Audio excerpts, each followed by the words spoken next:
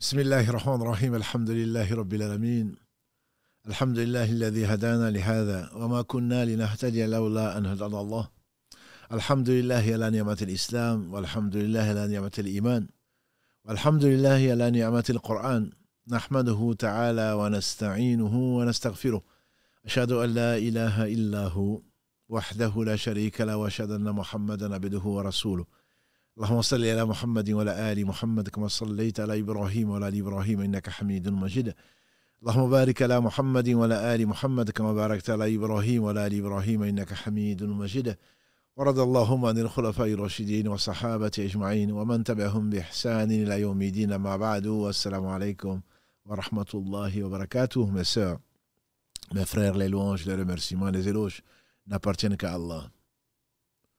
Nous le louons pour tous ses bienfaits apparents et cachés. Nous le louons pour l'islam, pour nous avoir guidés. Allah, subhanahu wa ta'ala, donne tout à tout le monde sauf la foi.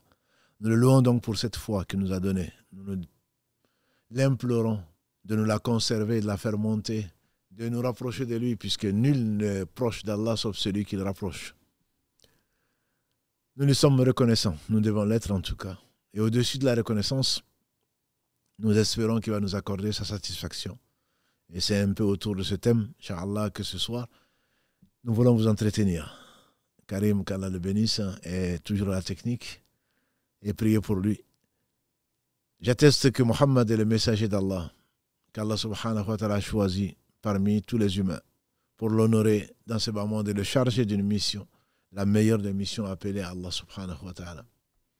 Et nous attestons qu'il a fait parvenir son message, qu'il a conseillé cette communauté, et qu'il a dépensé de tout ce qu'Allah subhanahu wa ta'ala lui a offert pendant un certain temps pour que la parole d'Allah soit la plus élevée. Et Allah n'a pas besoin de Mohammed, ni de l'ange Gabriel, ni d'Abraham, ni de qui que ce soit. Qu'il soit lui ce Seigneur, Seigneur des cieux et de la terre et de l'espace entre les deux. Qu'Allah vous bénisse, mes sœurs et mes frères, qu'Allah bénisse votre temps, vos familles, et qu'Allah bénisse ce qu'il nous a confié pour peu de temps. En effet, quand on se rend compte de ce qu'Allah nous a donné, on ne saurait jamais dénombrer, comme nous l'avons souvent dit, à propos du verset où Allah dit « Wa anta'uddu ni'matallahi la tuhsuha » dans la sourate Ibrahim. Et si vous vous mettez à décompter les bienfaits d'Allah, on ne saurait jamais les dénombrer. Et c'est bien vrai. Notre Seigneur dit vrai. Quand on se rend compte de quelques-uns de ces bienfaits, on remercie Allah. C'est ce qu'on appelle le shukr.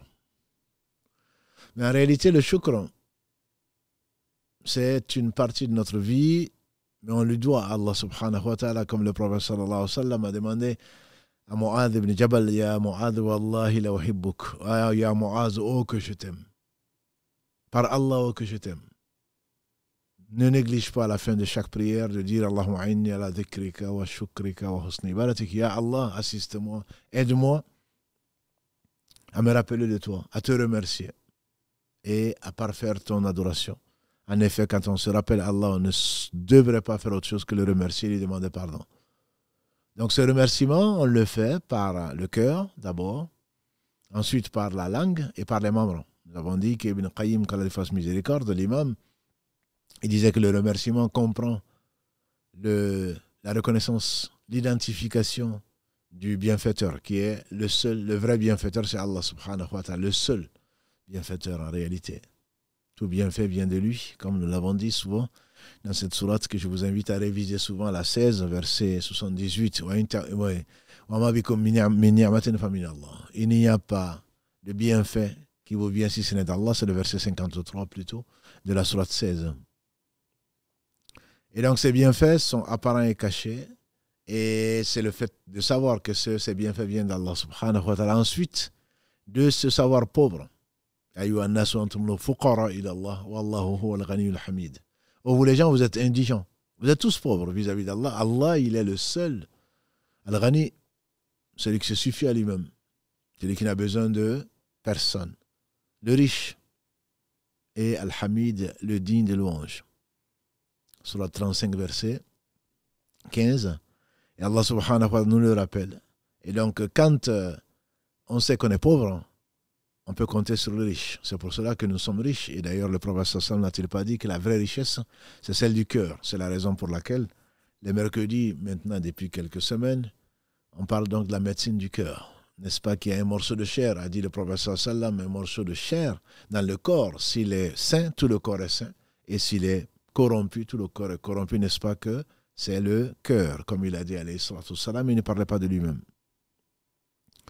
Il ne parle pas de lui-même. Et tout ce qu'il dit est de la révélation. Surat An-Najm 53, versets 4 à 5.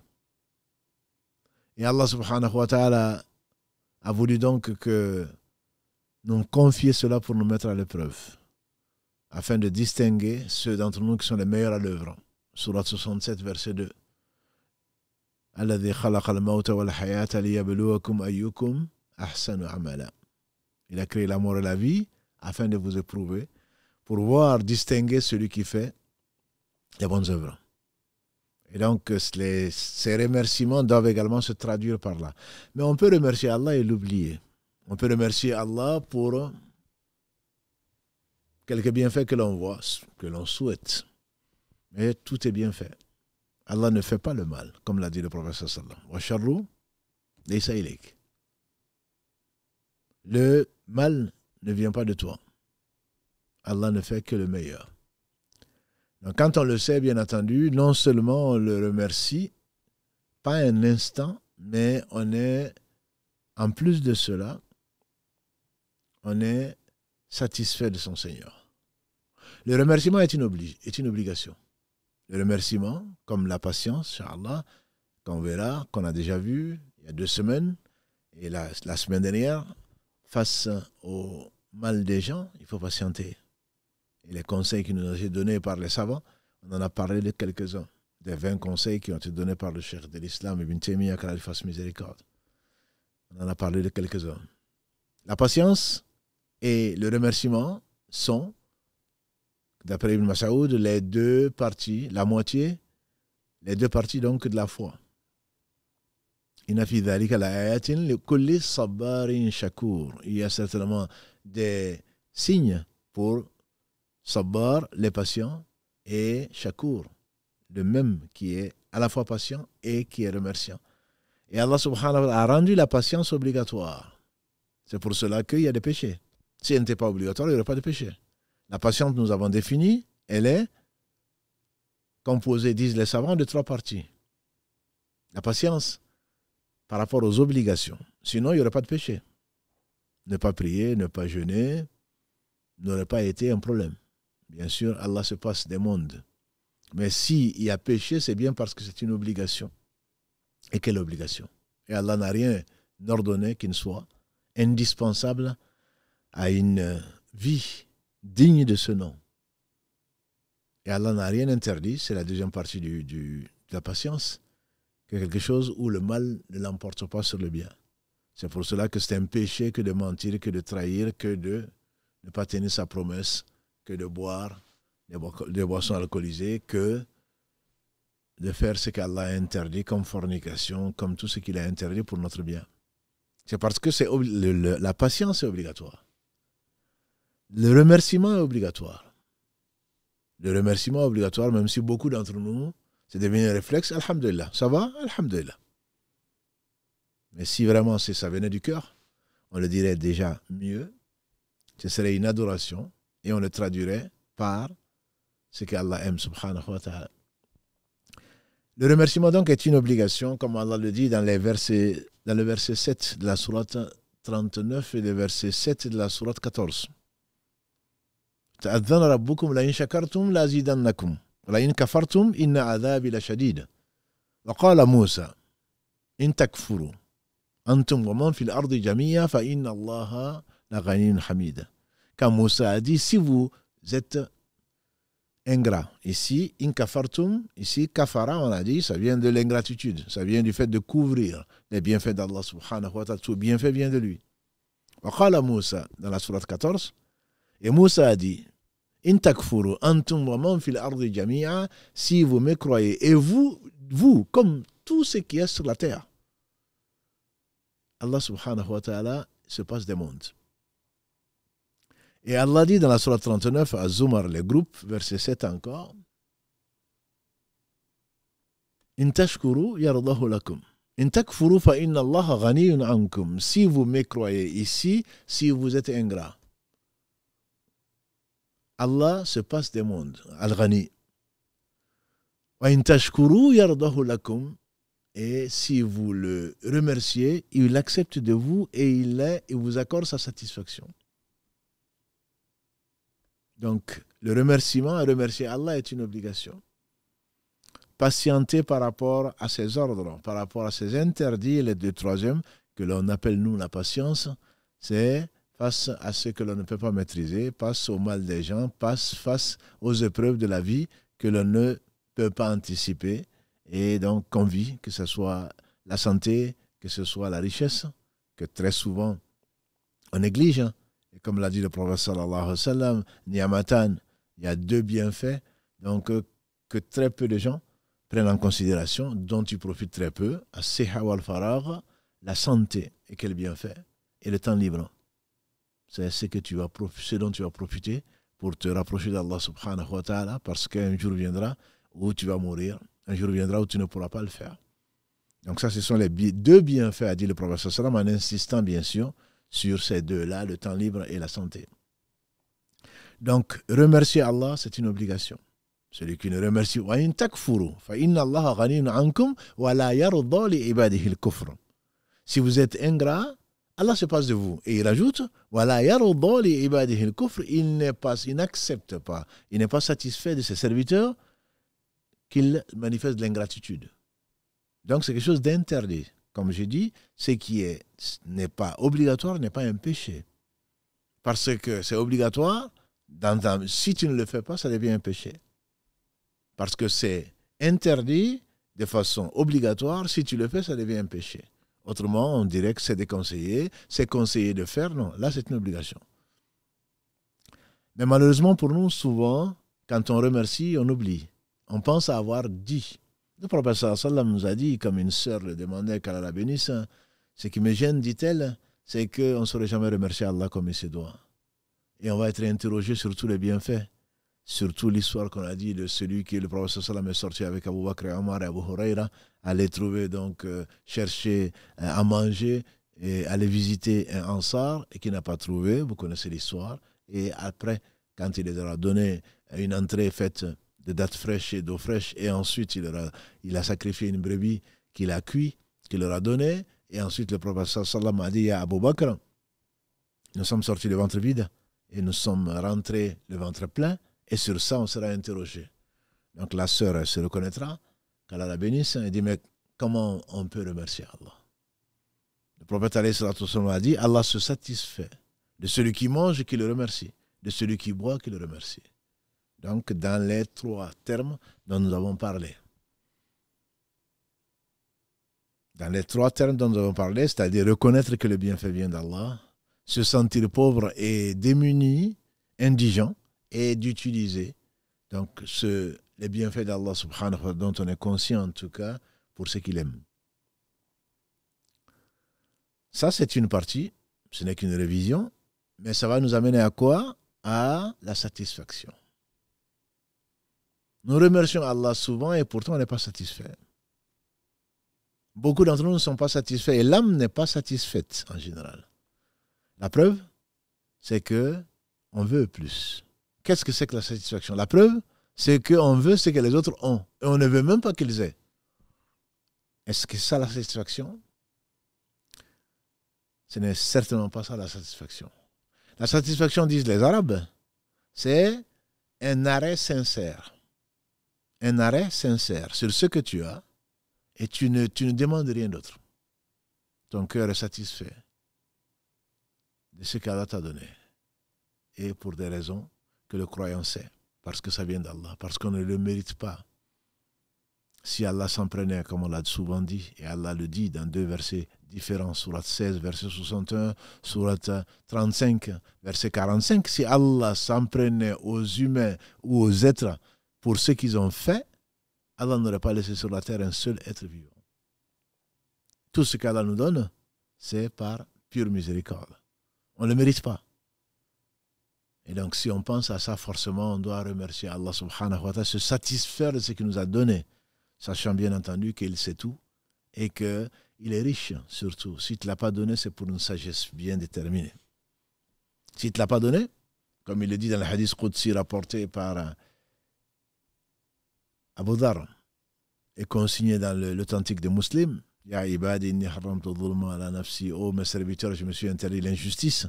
Je vous la rends interdite entre vous, ne soyez pas injustes entre vous. Jusqu'à ce qu'ils disent, ô mes serviteurs, si du premier au dernier, djinns et hommes réunis, si vous vous retrouvez sur une partie de la terre et que chacun me demande ce dont il a besoin, que je donne à chacun ce qu'il veut, cela n'amoindrirait rien à ce que je possède, subhanahu wa ta'ala. Cela n'amoindrirait en rien à ce que je possède. Pas plus qu'une aiguille trempée dans l'eau de la mer, le volume d'eau que ça va déplacer. Les matheux diront, c'est epsilon, par rapport à l'infini. Imaginons les quelques microlitres qui vont aller quand on va retirer une aiguille de l'eau de la mer par rapport au volume de la mer. Et donc Allah est riche. S'il te donne une chose, c'est pour t'éprouver. Ce n'est pas parce qu'il t'a aimé. C'est parce qu'il a été miséricordieux. Et sa miséricorde s'étend sur toutes choses. Celui qui lui désobéit, comme celui qui lui obéit grâce à lui, celui qui le nie même son existence, celui qui associe quoi que ce soit à lui, la pire des injustices, Allah donne quand même. Matin, midi et soir, jusqu'au terme fixé. Donc ce n'est pas parce qu'Allah a donné quelque chose à quelqu'un que Allah l'aime. Quand tu sais cela, tu sais que le prophète sallallahu alayhi wa sallam a dit que quand Allah aime son serviteur, il le protège de ce bas monde.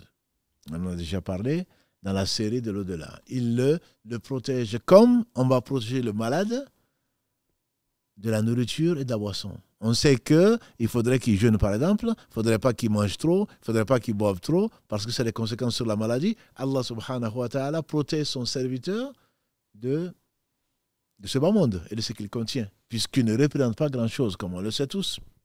Malheureusement, on est attiré par ce bas monde, on perd son temps, on perd sa vie, on perd son honneur, on n'a pas d'éthique quand on court derrière ce bas monde-là. Combien d'exceptions on fait? Exceptionnellement, c'est quand même tricher.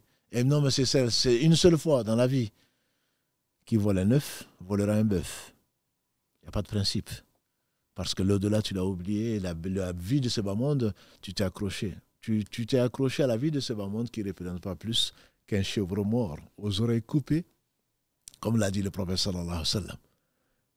Si la vie de ce bas monde pesait chez Allah le poids de l'aile d'un moustique, Allah n'aurait pas fait profiter un seul instant un incroyant. Et pourtant, il lui donne ce qu'il lui donne et il va le laisser ici. Il n'emportera que ses péchés. Et s'il a des bonnes actions parce qu'il est mort musulman, alors peut-être qu'il en trouvera le bénéfice dans sa tombe. Si Allah l'a accepté de lui, s'il n'a fait que pour lui, et s'il a fait, il crut en son messager et suivi les pas de son messager. Donc, si Allah ne te donne pas, ma sœur, ce que tu veux, c'est pour ton bien. Il sait et toi tu ne sais pas. C'est un verset que j'aimerais bien qu'on retienne souvent. 216 de la sourate 2. Il se peut que vous aimez une chose et qu'il n'y a pas de bien dedans. Il se peut que vous détestez une chose et Allah y a mis de bien. Wallahu ya'lamu wa antum la ta'lamun. Allah sait et vous ne savez pas. Allah sait et nous ne savons pas.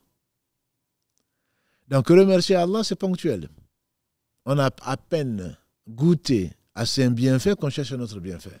C'est la raison d'ailleurs pour laquelle nous avons parlé du sujet de l'avidité. Ibn Qayyim, quand il fasse miséricorde, il dit que c'est l'une des 3 mères de tous les péchés. Le fils d'Adam a commencé par, en imitant son père, est avide. Tu lui donnes un jardin, il en veut un autre.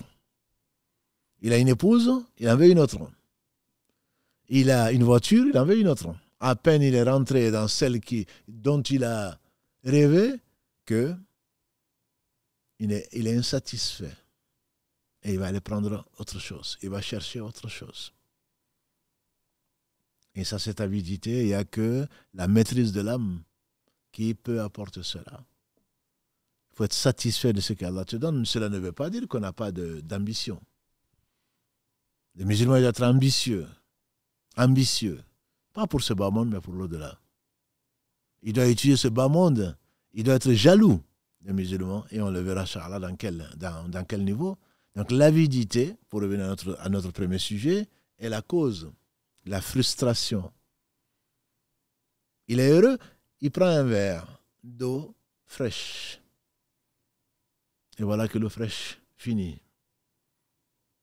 Il prend un fruit, il prend un plat qu'il aime, et voilà que ça finit. Et donc il va en vouloir un autre. Sauf au paradis, qu'Allah nous l'accorde, où il sera satisfait. Et c'est peut-être pour laquelle Allah subhanahu wa ta'ala a révélé peut-être ces versets 27 à 30 de la sourate 89 Al-Fajr. Ya ayatul nafsul mutama'inna irji'i ila rabbiki radiyatan mardiya. Ô âme apaisée, retourne vers ton Seigneur, agréé de lui et que tu agrées. Donc, comme l'a dit le prophète sallallahu alayhi wa sallam, quand tu donnes au fils d'Adam une vallée d'or, il va chercher une autre vallée d'or. Ne remplit le ventre du fils d'Adam, l'estomac du fils d'Adam, que le turab, c'est-à-dire que la poussière ou la terre qu'il va retrouver sous terre dans sa tombe. Quand les muscles vont disparaître, quand la peau va disparaître, qu'il ne restera plus il ne restera plus de ventre, plus d'estomac, plus de poumons, plus rien du tout. Et donc l'espace de ces organes sera occupé par la terre qui va remplir le squelette avant que le squelette lui-même ne disparaisse et qu'il ne reste plus que le coccyx, comme l'a dit le prophète sallallahu alayhi wa sallam. Le seul os qui va rester, à partir duquel Allah va nous ressusciter, c'est le coccyx. C'est le dernier os de la colonne vertébrale. Et pourtant, il n'a pas fait la faculté de médecine. Et donc, le prophète sallallahu alayhi wa sallam nous a mis en garde contre l'avidité.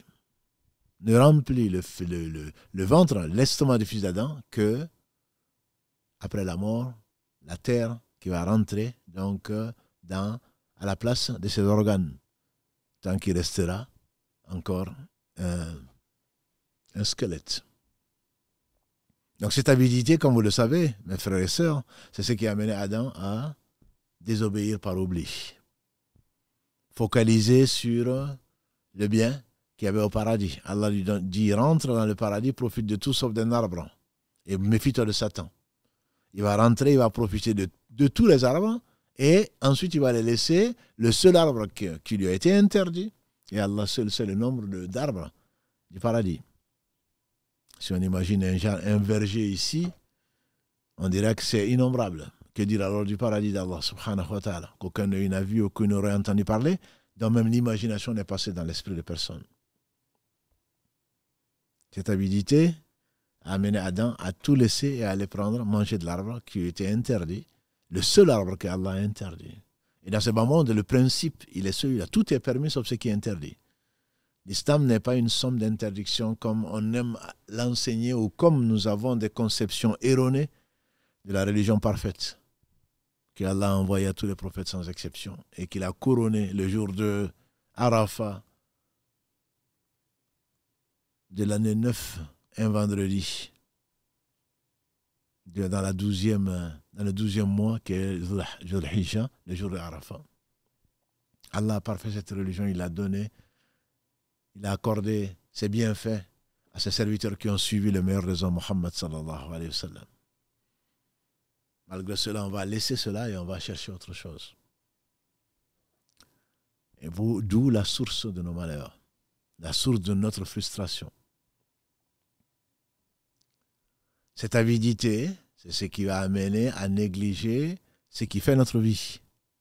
Allah nous a accordé sa satisfaction au travers d'une religion qu'il a confiée à Muhammad sallallahu alayhi wa sallam, et on va chercher d'autres pratiques, on va chercher d'autres modes de vie pour arriver au bonheur qu'on ne va pas goûter ici-bas. Et je crains que celui qui ne goûte pas le bonheur, qui est celui du cœur, je crains que dans l'au-delà, qu'il ne puisse pas goûter le bonheur, en tout cas pas directement.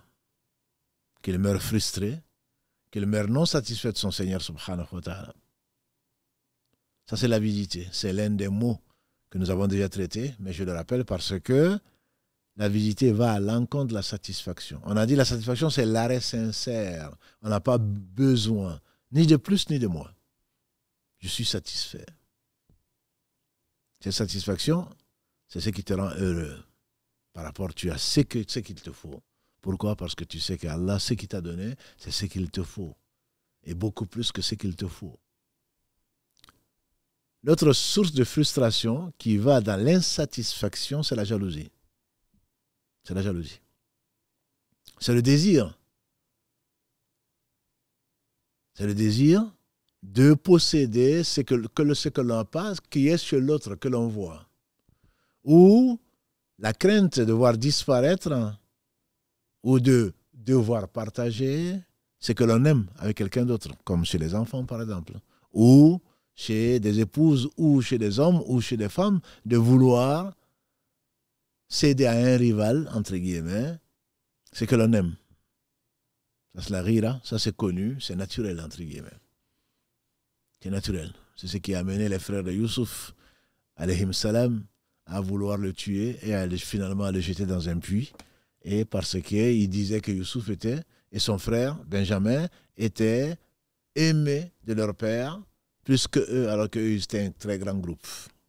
On va relire la sourate 12. Mais la jalousie, c'est ce qu'on appelle vraiment la jalousie, c'est l'envie. C'est l'envie destructrice. La jalousie, a dit le prophète sallallahu alayhi wa sallam, détruit. Elle détruit les bonnes actions. Comme le feu mange le bois ou le combustible. La jalousie, c'est le fait de vouloir ce que l'autre a ou de vouloir que la chose disparaisse, même si elle ne te sert pas à grand-chose. Que ça disparaisse, c'est ce qui a amené la sorcellerie, c'est ce qui a amené d'autres maux de nos sociétés. Mais c'est encore très présent dans les sociétés. Surtout dans les sociétés où les gens ne sont pas riches. Ils ne sont ni riches de cœur, ni riches matériellement. Ceux qui sont riches matériellement, entre guillemets, cachent leur jalousie. Mais ceux qui sont riches, ceux qui sont pauvres matériellement et surtout spirituellement, ne peuvent même pas cacher leur jalousie. Et ils font des plans pour vouloir détruire ce que l'autre a. Et pourtant, ce qu'il a n'est pas forcément du bien pour lui. Si seulement on le savait. Il ne s'agit pas de vouloir dépasser l'autre. De vouloir faire mieux que l'autre. Allah dit dans la sourate 80 al-Mutaffifin, وَفِي ذَلِكَ فَلْيَتَنَافَسِ الْمُتَنَافِسُونَ. Et pour ce paradis-là, alors qu'il entre en concurrence pour le bien. Ça, ce n'est pas de la jalousie. Quand on parle de jalousie, on parle de ce dépit, cette insatisfaction de voir quelqu'un posséder ce que nous, on n'a pas. C'est de vouloir voir disparaître. C'est là que Allah subhanahu wa ta'ala a révélé ce qu'il a révélé. Le dernier verset de la sourate 113, qui est la sourate la plus aimée et la plus éloquente, nous l'avons déjà dit, comme l'a dit le prophète sallam, la sourate la plus aimée d'Allah et la plus éloquente. C'est sourate al-Falaq. Le dernier verset, wa min sharri hasidin idha hasad, et contre le mal de l'envieux quand il se met à envier. Donc ce hasad, voilà une maladie qui est basée sur quoi? Sur l'insatisfaction de ce que l'on a et le désir, l'avidité que l'on a de posséder ce que l'autre a, alors qu'on ne sait pas si c'est du bien ou c'est du mal pour lui. Voilà deux mots, l'avidité et la jalousie, dont sont épargnés ceux qu'Allah subhanahu wa ta'ala a inspiré la foi, qui est montée, qui a maîtrisé l'âme, et donc dans leur éducation, l'éducation de l'âme, c'est le fait d'être satisfait de ce que Allah t'a donné. Pourquoi en être satisfait? Pourquoi en être satisfait? Parce qu'on sait que ce que Allah fait, c'est la meilleure des choses. J'aime bien revenir sur cette notion. Allah, il peut tout. S'il veut qu'une chose soit, et elle est. S'il veut qu'une chose ne soit pas, elle ne sera pas. Et donc, si Allah fait une chose, c'est que c'est la meilleure des choses qui puissent arriver, puisqu'il peut tout faire. Ça, c'est la première raison. La deuxième raison, c'est qu'Allah est sage. Si Allah fait une chose, Allah est omniscient. Si Allah fait une chose, c'est qu'il met chaque chose à sa place. Allah sait ce qui est, ce qui a été, ce qui sera, ce qui n'a pas été, si ça avait été, ce que ce serait. Rappelons très brièvement cette histoire avec Moussa alayhi salam al-Khidr. Verset 60 et suivant de la sourate 18. Quand Moussa va rencontrer Khidr qui va lui dire qui veut aller apprendre auprès de Khidr. Parce que ce monde est maudit, maudit ce qu'il contient, sauf le rappel d'Allah, ce qui peut lui être assimilé, l'enseignant et l'élève. Moussa va apprendre quand Allah va lui révéler qu'il n'était pas le plus savant. Qu'il a un serviteur qui sait plus que lui dans un autre domaine, il va vouloir apprendre. Il ne va pas vouloir que ça disparaisse. Il va vouloir apprendre. Et il va aller, donc, chez cet homme qu'il va rencontrer et qui va lui dire, si tu veux être mon élève, tu ne me poses pas de questions avant que je te donne la réponse. À 3 reprises, on connaît l'histoire. Moussa va oublier, alayhi salatu wassalam, et il va se révolter, et à juste titre, contre les situations qu'il ne comprend pas.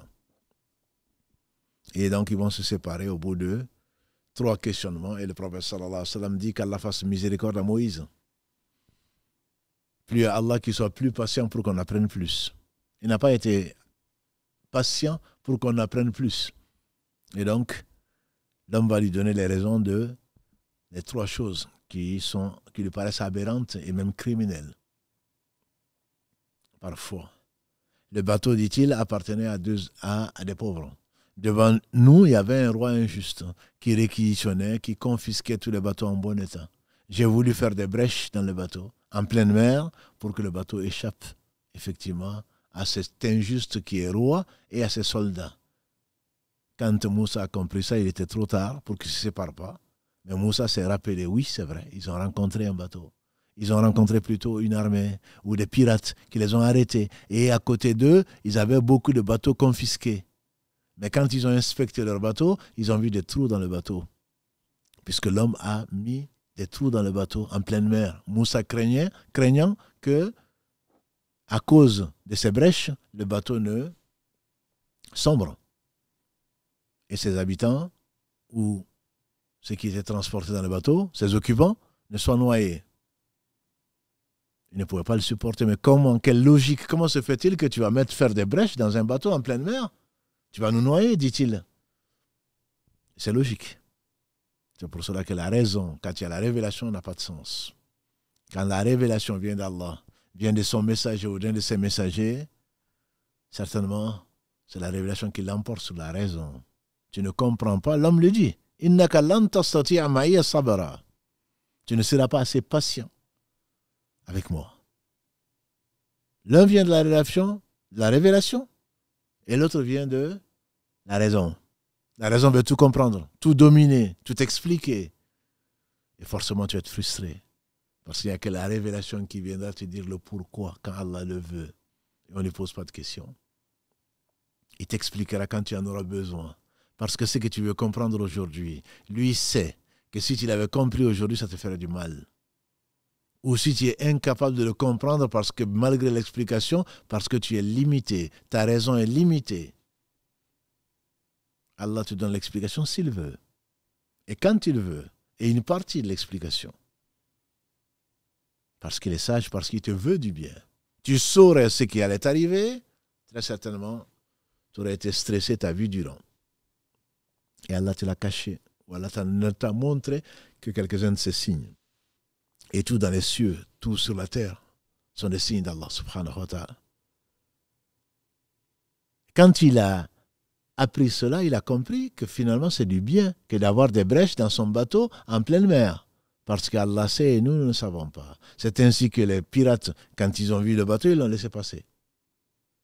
Comment tu peux ne pas être satisfait de ton Seigneur? Comment tu peux ne pas être insatisfait de ton Seigneur, de ce qu'il fait? Et c'est Allah qui a créé, même nos actes. Comme il le fait dire à Ibrahim dans la sourate 37, verset 96. Wallahu khalaqakum wa ma ta'malun. Allah ne fait que le meilleur. Il dit quant à l'enfant, et aujourd'hui, tout le monde, ceux qui ont un cœur en tout cas, se révoltent quand un enfant meurt, surtout de façon injuste, que ce soit au Proche-Orient ou ailleurs, naturellement. ceux qui ont un cœur, ont des sentiments de compassion vis-à-vis de tout, y compris des animaux, mais surtout vis-à-vis des enfants, des innocents. Et voilà que l'homme prend un des enfants, il le tue. Et Moussa de se révolter à juste titre, raisonnant, parce que c'est un homme. Tu tues un enfant, un innocent qui n'a rien fait. Et après, il lui explique que cet enfant était l'enfant de deux croyants. Il allait devenir la cause de la mécréance de ces deux croyants. C'est Allah qui dit qu'ils sont deux croyants. Il a voulu que Allah remplace cet enfant par un enfant meilleur qui va les aider dans l'adoration d'Allah subhanahu wa ta'ala. Est-ce que c'est la douleur de ce qui ne t'appartient pas que Allah a rappelé?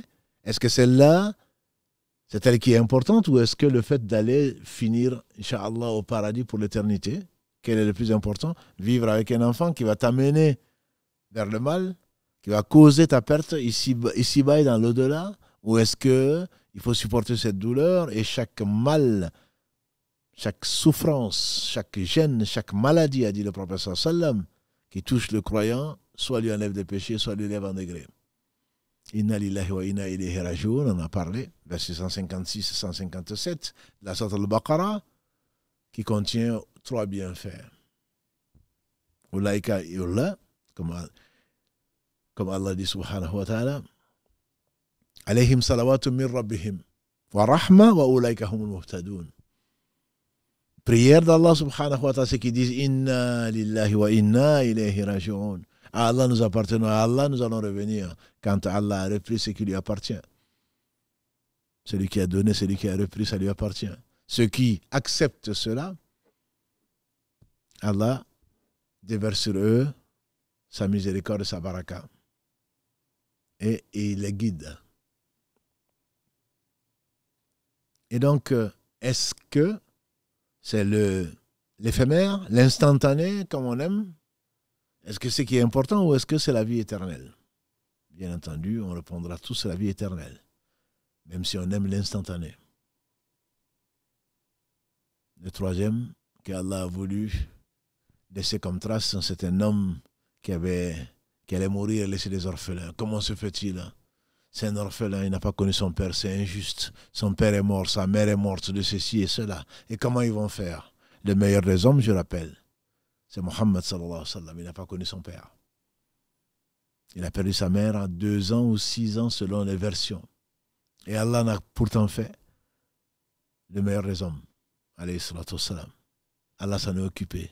C'est pour cela que l'orphelin est particulièrement recommandé dans toutes les religions. Et donc, notamment dans l'islam, sous sa forme, la dernière des formes, puisque, on va le répéter, Allah a fait descendre l'islam à tous les prophètes sans exception, et les gens qui ont cru en eux sont musulmans. Et donc, cet homme qui croyait en Allah a creusé un fossé, il a mis son héritage parce qu'il vivait dans un environnement austère, que dis-je, toxique, qui refusait à manger, à boire, l'hospitalité aux gens.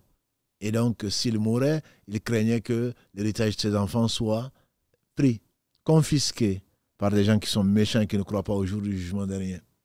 Parce que celui qui croit au jour du jugement dernier, certainement aura un bon comportement. Le comportement est déterminant, comme l'a dit le prophète sallallahu alayhi wa sallam. Les gens que j'aime le plus et qui seront les plus proches de moi au jour du jugement dernier, c'est ceux qui croient en Allah et qui ont le meilleur comportement. Donc, quand on croit au jour du jugement dernier, ça change tout. Ça change tout. Ça change tout. Et donc, Allah a voulu envoyer cet homme qui accompagnait Moussa pour redresser un mur qui allait tomber, puisque l'homme, avant de mourir, avait mis son héritage dans un trou, et il a monté un mur et demandé à Allah que le mur ne tombe qu'au moment où les enfants allaient être grands. Le mur allait tomber, ils allaient le réparer, et en le réparant, ils allaient refaire une fondation, ils allaient retrouver leur trésor ou leur héritage. Qu'Allah soit loué. Et il l'est. Il est le seul digne de louange. Quand tu connais Allah, forcément tu l'aimes. Quand tu connais Allah, tu apprécies bien plus ses actes. Et c'est ça la satisfaction. Parce que tu connais Allah.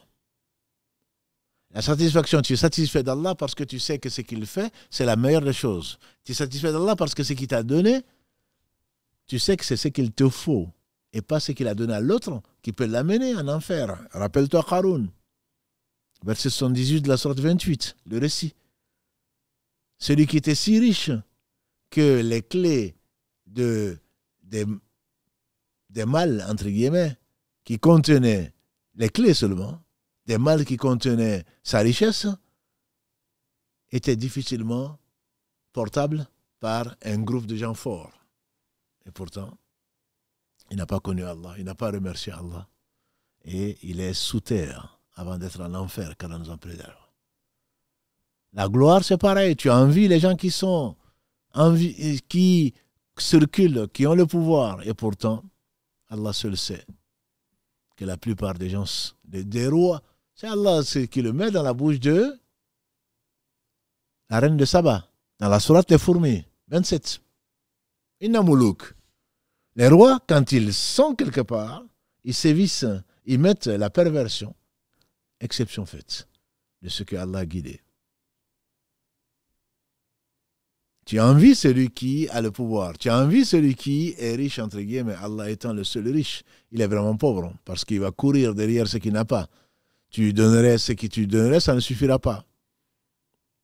Alors, très certainement, tu seras satisfait de ce qu'Allah t'a donné. Là, ce n'est pas seulement le remerciement, tu vas le remercier. Peut-être qu'à quelque chose m'a l'air bon. On le dit souvent, mais sans vraiment y réfléchir. Si j'avais ça, j'aurais eu ça. Parce qu'Allah sait ce qui n'est pas, si ça avait été ce que ce serait. Tu ne remercies Allah que quand tu vois les conséquences et au jour du jugement dernier, tu seras, mais ça ne te servira pas à grand chose, mais tu comprendras beaucoup de choses. Parce que Allah a donné tout à tout un chacun, bien plus que ce que nous méritons, et pourtant la plupart des gens ne vont pas utiliser ce que Allah leur a confié pour peu de temps. Et ils vont vont pas l'utiliser dans ce que Allah aime. Ils vont laisser à leurs héritiers. Qui, a dit le prophète sallam dans le hadith rapporté par Othman, qui d'entre vous préfère le bien de ses héritiers par rapport à ses biens? Ils ont dit non, personne, ya Rasulallah.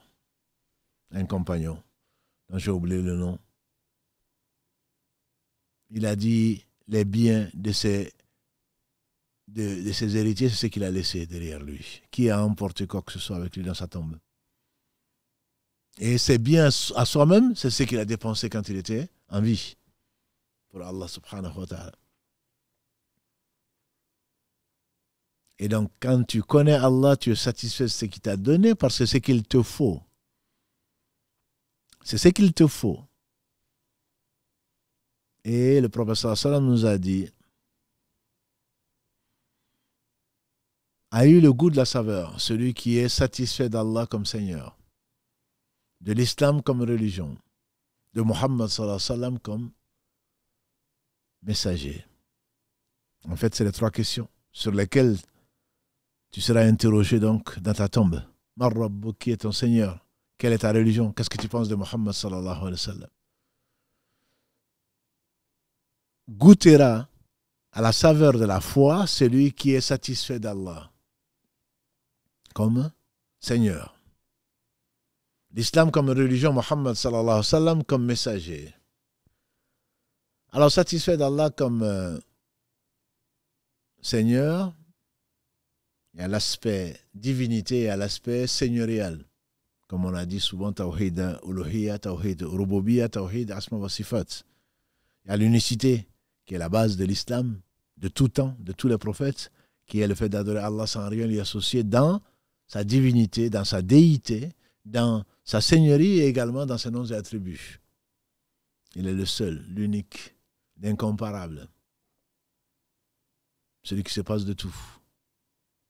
Lui associer qui que ce soit dans ses attributs, de l'accorder à qui que ce soit, Allah ne l'accepte pas, ce serait de là du polythéisme. Être satisfait d'Allah comme Seigneur, c'est être satisfait d'Allah comme le seul créateur. Tout ce que tu vois, tu sais que c'est Allah qui l'a créé. Être satisfait d'Allah comme Seigneur, c'est être satisfait d'Allah comme le seul pourvoyeur. Même si il y a des intermédiaires, bien sûr. Allah a créé des causes pour que tu aies ce que tu as, mais en réalité, c'est lui qui a tout créé. Wallahu khalaqakum wa ma ta'malun. Inna Allaha huwa ar-razzaqu dhul quwwati al-matin. Après qu'il ait dit, qu'il nous a informé pourquoi nous avons été créés, wa ma khalaqtul jinna wal insa illa liya'budun, surat 51, Dhariyat, verset 56. وَمَا خَلَقْتُ الْجِنَّ وَالْإِنسَ إِلَّا لِيَعْبُدُونَ مَا أُرِيدُ مِنْهُم مِّن رِّزْقٍ وَمَا أُرِيدُ أَن يُطْعِمُونَ إِنَّ اللَّهَ هُوَ الرَّزَّاقُ ذُو الْقُوَّةِ الْمَتِينُ. Je n'ai créé les djinns et les hommes qu'afin qu'ils m'adorent. Je ne leur demande pas de me nourrir. Je ne demande pas de subsistance, je ne demande pas de me nourrir. Allah, il est le pourvoyeur. C'est lui qui pourvoit tout besoin. Et Allah n'a pas de besoin. Subhanahu wa ta'ala. Et savoir que ce qui est dans ce monde terrestre ou céleste, c'est Allah qui les gouverne. C'est là qui gère ce qu'il y a dedans. Il n'y a pas deux divinités. Il n'y en a qu'un seul. Il n'y a pas une goutte d'eau qui tombe. Il n'y a pas un vent qui souffle. Il n'y a pas un clin d'œil, si ce n'est qu'Allah l'a créé. Wallahu khalaqakum wa ma ta'malun. Nous avons dit ce qu'il a mis dans la bouche d'Ibrahim alayhi salatu salam. C'est Allah qui nous a créé ce que nous faisons. C'est lui qui gère tout. Si tu es satisfait d'Allah comme Seigneur, c'est le seul en qui tu vas mettre ton espoir. C'est le seul que tu vas invoquer. C'est le seul que tu vas aimer pour lui-même. Pour tout autre, tu vas aimer tout autre pour lui. Subhanahu wa ta'ala. Et donc ça, c'est l'unicité dans la déité. Si tu es satisfait de ce dont Allah a été satisfait, qui est l'islam, comme il est dit dans le verset 3 de la sourate 5, je dis le jour de Arafat, quand il a fait descendre ce verset, et qui a fait pleurer Abu Bakr Siddiq, le plus savant des compagnons du prophète sallam, quand Allah a dit qu'il a parfait sa religion. Et Abu Bakr a compris que tout ce qui est parfait, nécessairement, ne peut plus augmenter. Il dit, jusque-là, on lui fait dire, jusque-là, on augmentait en science, on augmentait, on apprenait, jusque-là, Allah révélait. Mais s'il a parfait, c'est que la révélation s'est arrêtée. En effet, quelques mois après, le prophète sallam a été rappelé. إذا جاء نصر الله والفتح ورأيت الناس يدخلون في دين الله أفواجا فسبح بحمد ربك واستغفر إنه كان توابا. Les versets de la sourate 110, quand tu vois les gens rentrer en légion dans la religion, quand tu vois la victoire et l'ouverture de la Mecque, et que tu vois les gens rentrer en légion dans la religion, célèbre l'éloge ton Seigneur, demande-lui pardon, parce que c'est lui qui est accueillant au repentir, qu'Ibn Abbas a interprété, de même qu'Omar ibn Khattab, comme étant l'annonce au prophète sallam de la fin de sa mission, donc son retour vers son Seigneur subhanahu wa ta'ala. Ta mission est terminée. Allah a voulu que ta mission soit entendue, acceptée par les blancs et les noirs, par les petits et les grands, par les hommes et les femmes. Alors ta mission est achevée. Si ta mission est achevée, tu vas revenir à moi. Et quand Allah lui a proposé de donner le choix entre rester sur terre et le rejoindre, il a préféré rejoindre son Seigneur sallallahu alayhi wa sallam. Qu'Allah bénisse ce prophète, sa famille, ses compagnons. Et donc, quand tu es satisfait de cet islam qu'Allah a parfait, et quand tu le connais, certainement tu vas l'aimer. Quand tu connais l'islam, tu seras fier de l'être, d'avoir été choisi par Allah, d'avoir mis dans ton cœur la foi, et il l'a embelli.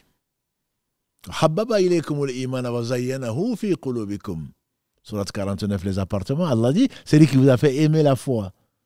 Il l'a enjolivé dans vos cœurs. Et Allah vous a fait détester le manque de foi, la mécréance et les actes pervers. Et il a fait de vous des gens qui sont guidés.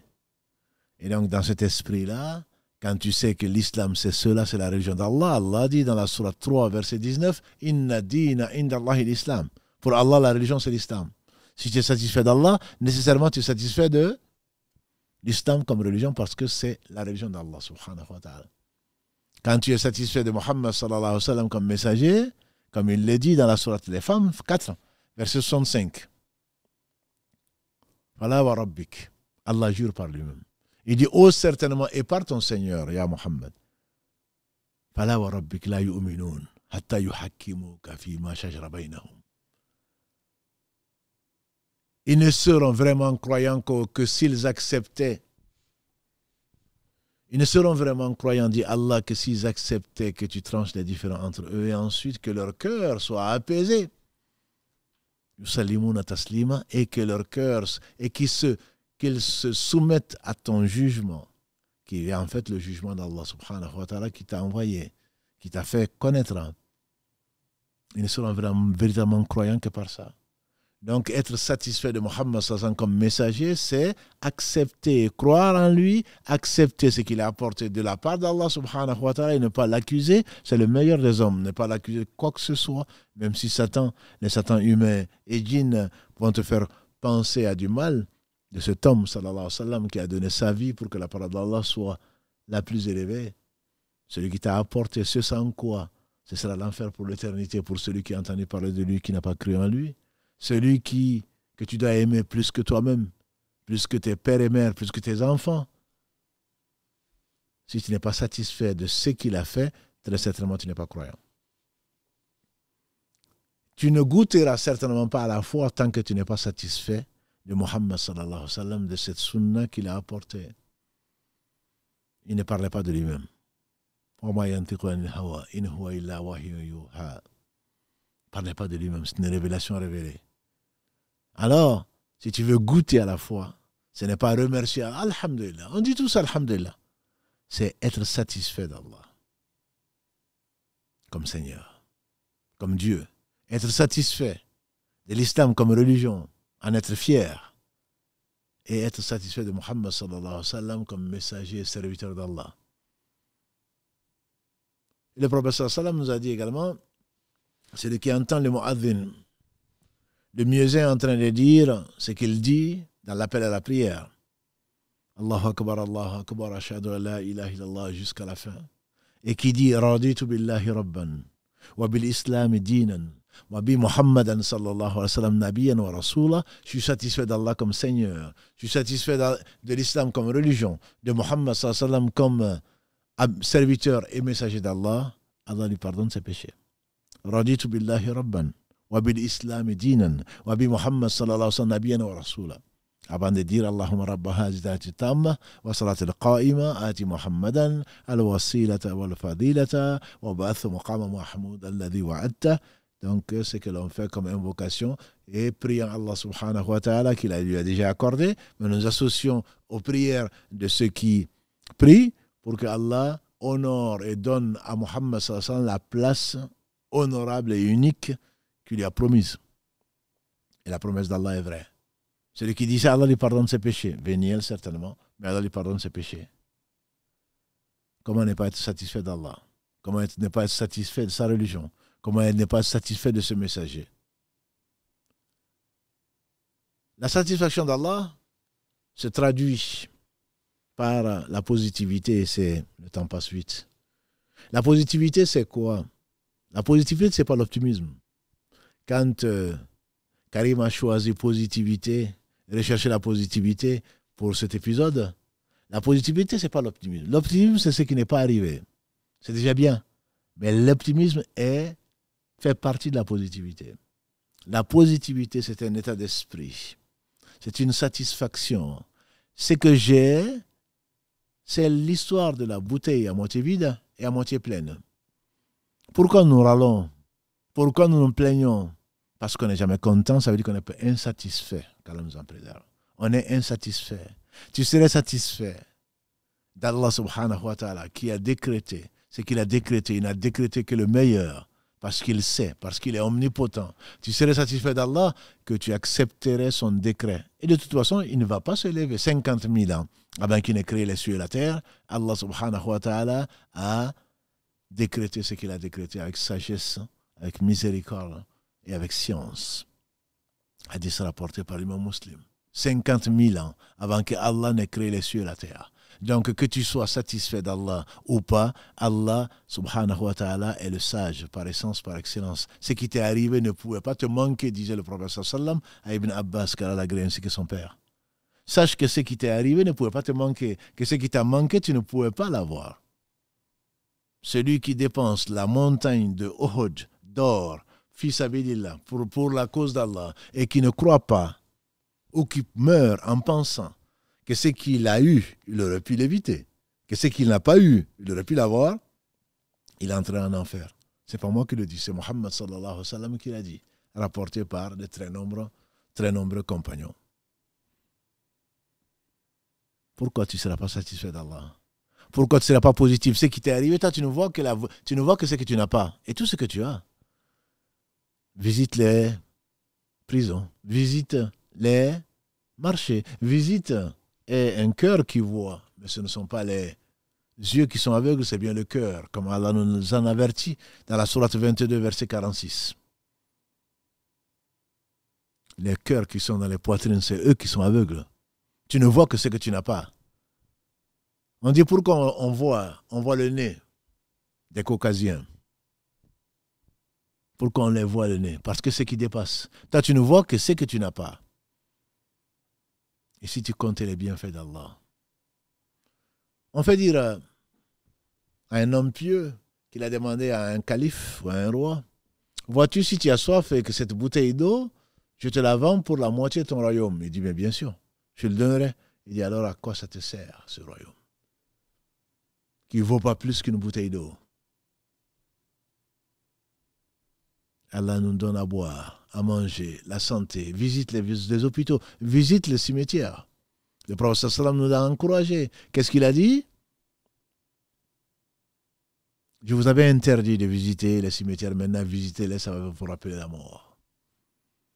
On dit qu'un homme pieux a accompagné quelqu'un en disant, à visiter le cimetière. Il lui a dit, qu'est-ce que tu souhaitais? Qu'est-ce que tu souhaites ou tu souhaiterais si tu étais à la place de cet homme ou de cette personne qui est dans cette tombe?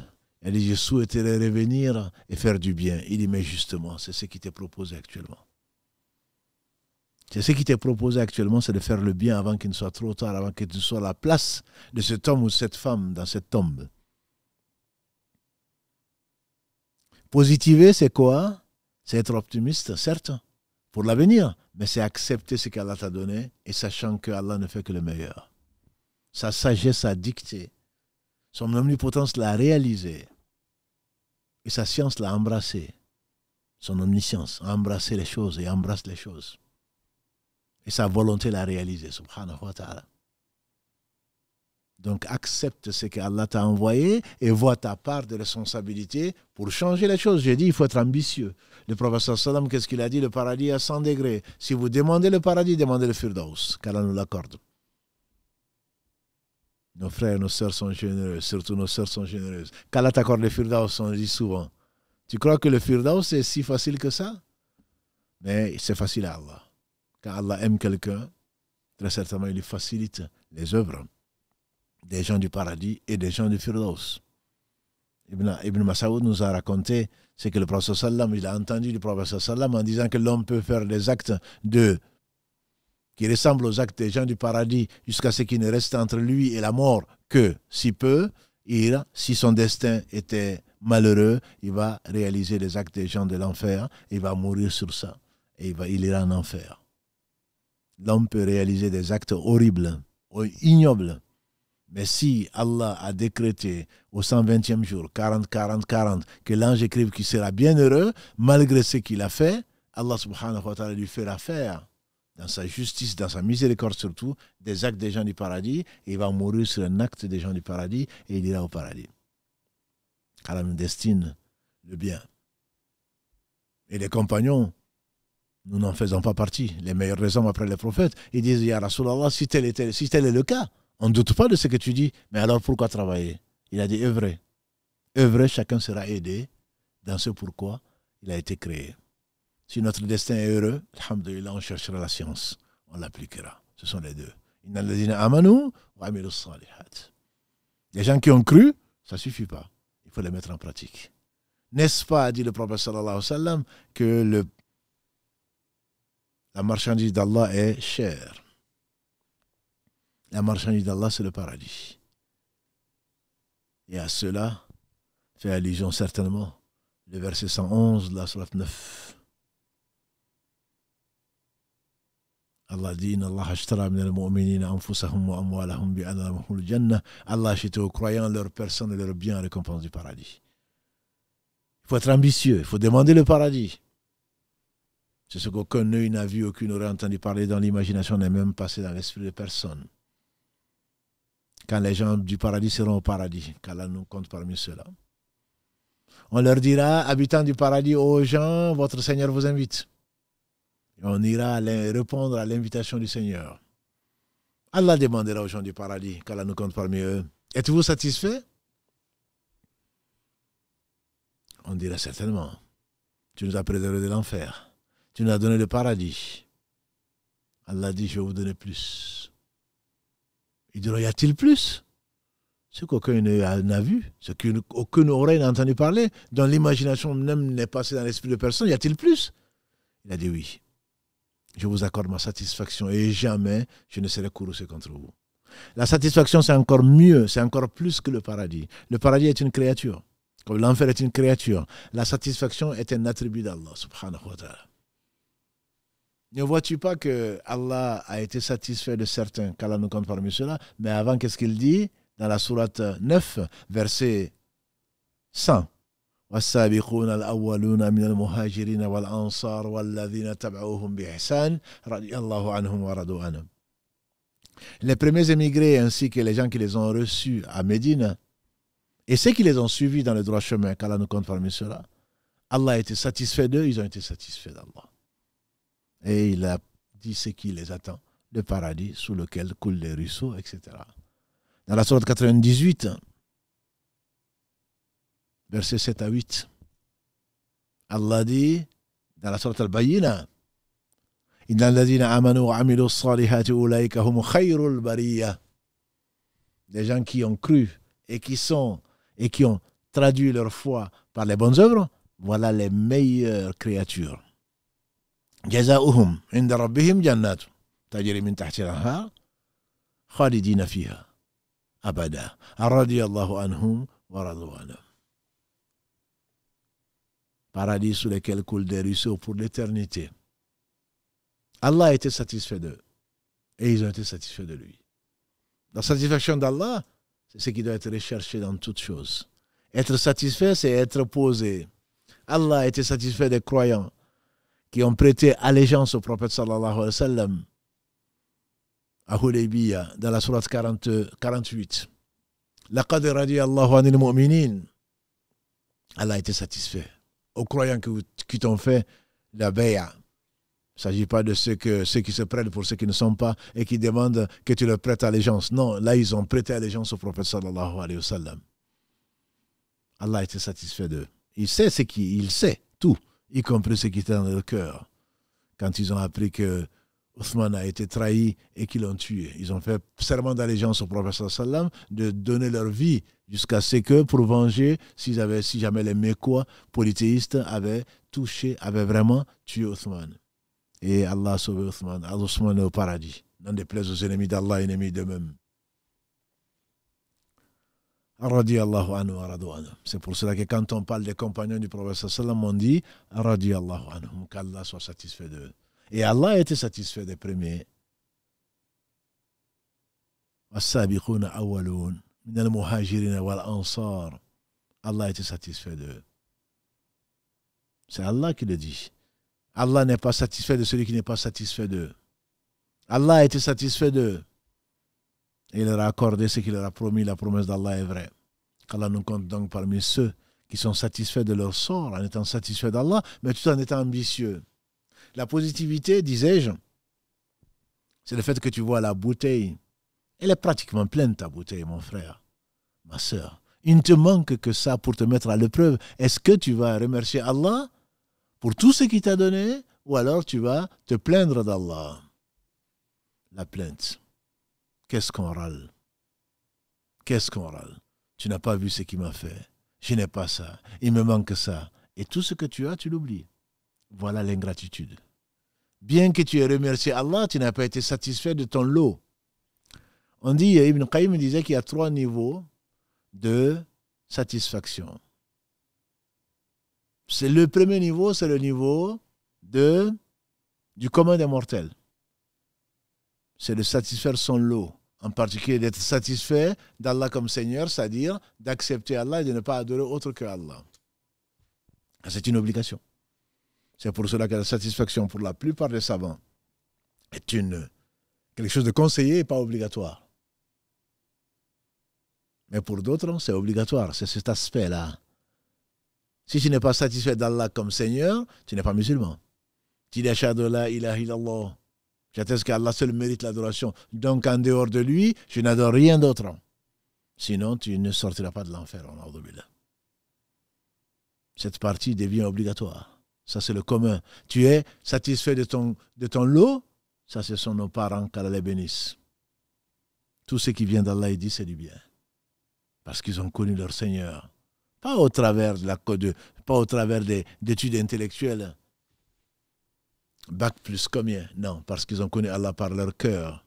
Allah leur a enseigné la lumière qui leur permet de voir, de lire dans la nature, de lire les versets d'Allah, de lire surtout les signes d'Allah autour d'eux et en eux-mêmes. Wa fi anfusikum afala tubsirun. Wa fil ardi ayatun lil muqinin. Allah dit dans la sourate Zariyat 51, il y a sur la terre des signes pour les gens qui croient avec certitude. Wa fil ardi ayatun lil muqinin wa fi anfusikum, et en vous-même. Afala tubsirun, ne voyez-vous donc pas? Afala tubsirun, ne voyez-vous pas tous ces signes? Ma sœur, ta bouteille, elle est pleine. Il manque juste un peu pour qu'on puisse la fermer. Afa hasibtum annama khalaqnakum abatha wa annakum ilayna la turja'un. Fata'ala Allahu malikul haqq. Dans la sourate 23, les croyants, verset 117, Allah dit, est-ce que vous pensez on vous a créé comme ça en vain et que vous n'allez pas revenir à nous? Si ta bouteille était tes parts, si ta bouteille était pleine, on ne pourrait pas la fermer. Tu serais un ange. Allah t'a donné tout ce que tu ne vois pas, plus tout ce que tu vois. Mais toi, tu ne vois que ce que tu ne vois pas. Le faible volume qui n'est pas rempli, que tu n'as pas, et que de toute façon, tu ne seras jamais satisfait.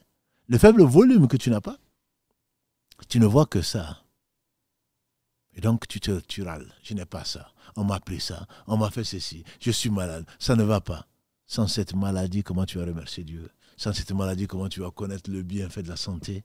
Sans cette faim, comment est-ce que tu vas remercier Allah pour ce que tu vas manger, ce que tu vas trouver? Sans cette soif, comment est-ce que tu vas remercier Allah pour l'eau glacée qu'il va te donner? D'autres n'ont pas d'eau. Ou font des kilomètres et des kilomètres pour aller chercher à la mare, sans filtre, et revenir avec le peu d'eau. Et toi, c'est le robinet que tu laisses couler.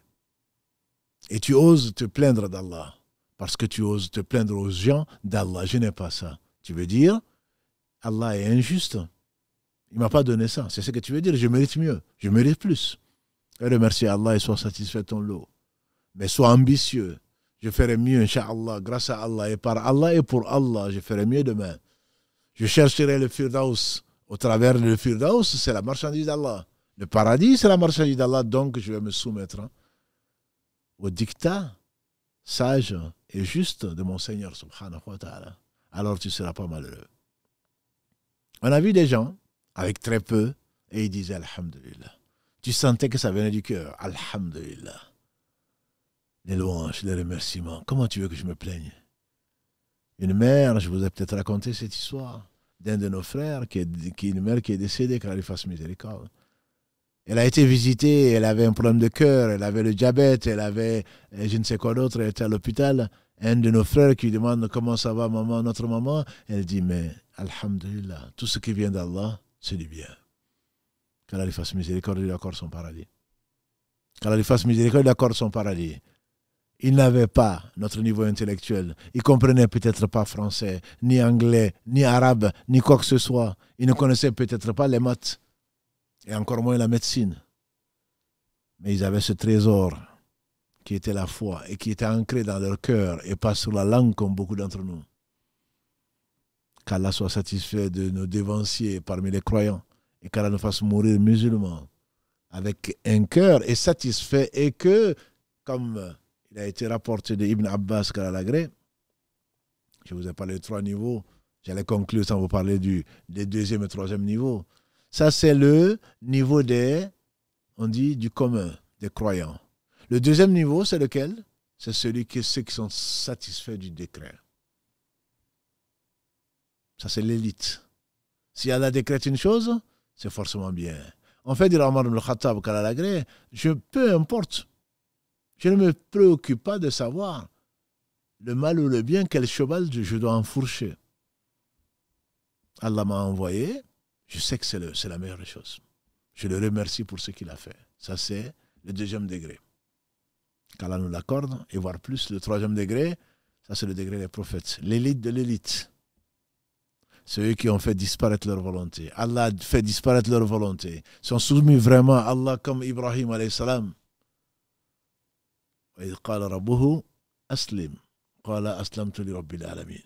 Son Seigneur lui dit, soumets-toi. Il dit, je me soumets au Seigneur des mondes. Abandonne ton fils Ismaïl. Allah en a fait la meilleure terre. Le meilleur lieu sur la terre. Le plus aimé d'Allah. Subhanahu wa ta'ala. Alors que c'était un désert. Abandonne ton fils. Sacrifie ton fils, il l'a fait. Ya Bounei, mon cher fils, je me suis vu en rêve, en songe, en train de te sacrifier. Dis-moi ce que tu penses. C'est le père des musulmans, Ibrahim alayhi salatu wassalam. C'est le père de les musulmans. Et ça, c'est ce qui, la volonté d'Allah a transparu plutôt, puisqu'aujourd'hui, il n'y en a plus. Transparaissait dans leur volonté. C'est-à-dire que leur volonté propre, ils l'ont éliminée. Allah aime, j'aime. Allah déteste, je déteste. Allah dit, je fais. Ne se posez pas de questions. Ça, ce sont les prophètes, alayhi salatu salam. Et chacun à son niveau, bien sûr. Allah a préféré, sur les 124 000 prophètes, il en a choisi 315 qui sont les messagers. Il en a choisi 5 qui sont Noé, Abraham, Moïse, Jésus, Mohammed, qu'Allah les bénisse tous. Qu'Allah nous les fasse aimer. Parce que l'homme ira, c'est ce qui me console, l'homme ira avec les gens qu'il aime. Qu'Allah nous les fasse aimer. Parce que celui qui ne les aime pas n'ira pas avec eux. Eux, ils sont au paradis. Donc, il n'ira pas au paradis avec eux. Qu'Allah nous incite à nous rappeler de lui, à être satisfait de notre lot. C'est le minimum. Satisfait d'Allah subhanahu wa ta'ala comme Seigneur, de l'islam comme religion, de Muhammad sallallahu alayhi wa sallam comme guide, comme messager, mais tout en étant serviteur d'Allah subhanahu wa ta'ala. Qu'Allah vous bénisse, mes sœurs et frères. Priez pour nous, pour qu'Allah nous accorde sa satisfaction et qu'il nous rassemble avec les gens de qui il a été satisfait. Et qu'au moment de la mort, que ce soit le verset 30 de la sourate 89 qui nous soit dit, Ya ayatuha nafsul mutaba'inna, irji'i ila rabbiki radiyatan mardiya. Fadkhuli fi ibadi, wadkhuli jannati. Ô âme apaisée, retourne auprès de ton Seigneur agréé et que tu agrées. Ton Seigneur qui t'a agréé et que tu agrées. Retourne, rentre dans mon paradis. Rentre, parmi les serviteurs plutôt, rentre dans mon paradis. Qu'Allah nous l'accorde tous. Qu'Allah bénisse votre temps, vos biens et vos familles. Qu'Allah subhanahu wa ta'ala nous rappelle les musulmans et apaisés, avec une âme apaisée, avec laquelle nous avons travaillé, avec laquelle nous avons été éduqués par notre Seigneur subhanahu wa ta'ala pour sa satisfaction. Celui dont le Seigneur n'est pas satisfait ne sera pas heureux ici-bas, encore moins dans l'au-delà. Qu'Allah nous accorde sa satisfaction. Bénisse le meilleur des hommes, Mohammed, sa famille, ses compagnons, et tous ceux qui les auront suivis dans le droit chemin. Subhanakallahumma bihamdika, ashhadu an la ilaha illa anta, astaghfiruka wa atubu ilayk. Subhana rabbika, rabbil izzati amma yasifun, wa salamun ala al-mursalin, walhamdulillahi rabbil alamin, wa assalamu alaykum wa rahmatullahi wa barakatuh.